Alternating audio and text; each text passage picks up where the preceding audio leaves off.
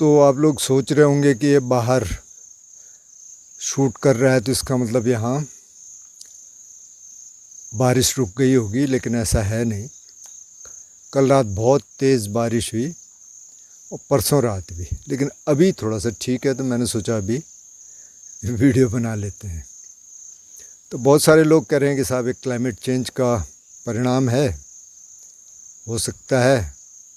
तो मैं एक किसी भिक्षुणी को सुन रहा था, थेरावादा की, वो कोई रिसर्च कर रही थी और उसने एक भिक्षु की एक किताब पढ़ी। तो भिक्षु कह रहे थे कि ये सब तणहा का परिणाम है, तृष्णा यानी क्रेविंग। मैंने कहा अच्छा।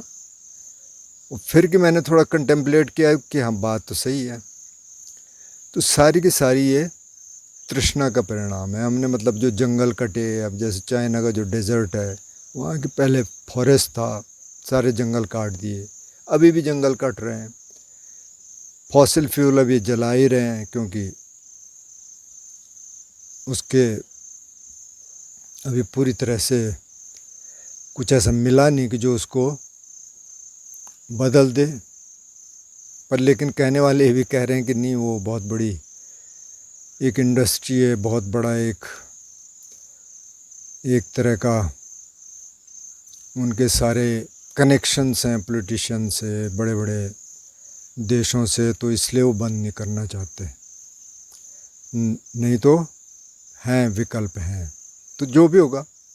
लेकिन एक क्रेविंग है जो अब जैसे युद्ध हो रहे हैं, मतलब अब इज़राइल और फ़लस्तीन में चल रहा है, रशिया और यूक्रेन में चल रहा है, काहे के लिए?